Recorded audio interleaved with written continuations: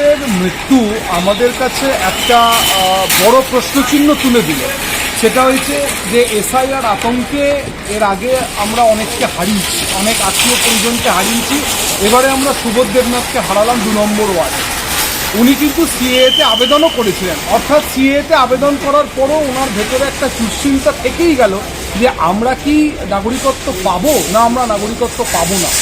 আসল ব্যাপারটা হচ্ছে এখনো অবধি স্বরাষ্ট্রমন্ত্রক কিন্তু বলতে পারেনি যে পশ্চিমবঙ্গ থেকে কতজন মানুষ সিএতে আবেদন করেছে আর কতজন মানুষ নাগরিকত্ব তার মধ্যে দিয়ে পেয়েছে। এই জুমলা প্রক্রিয়া এবং তার সাথে সাথে এসআইআর আবহে পশ্চিমবঙ্গ নির্বাচন, বহু মানুষের আত্মহত্যা, তাদের মৃত্যু, এই সমস্ত দিয়ে কলঙ্কিত করল নির্বাচন কমিশন। এর দায়িত্ব কিন্তু ভারতবর্ষের নির্বাচন কমিশনকে দিতে হবে এবং ভারতীয় জনতা পার্টিকে দিতে হবে।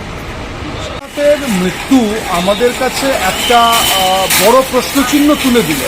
সেটা হয়েছে যে এসআইআর আতঙ্কে এর আগে আমরা অনেককে হারিয়েছি, অনেক আত্মীয় পরিজনকে হারিয়েছি।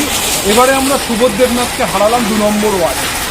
উনি কিন্তু সিএতে আবেদনও করেছিলেন, অর্থাৎ সিএতে আবেদন করার পরও ওনার ভেতরে একটা দুশ্চিন্তা থেকেই গেল যে আমরা কি নাগরিকত্ব পাবো না আমরা নাগরিকত্ব পাবো না। আসল ব্যাপারটা হচ্ছে এখনো অবধি স্বরাষ্ট্রমন্ত্রক কিন্তু বলতে পারেনি যে পশ্চিমবঙ্গ থেকে কতজন মানুষ সিএতে আবেদন করেছে আর কতজন মানুষ নাগরিকত্ব তার মধ্যে দিয়ে পেয়েছে।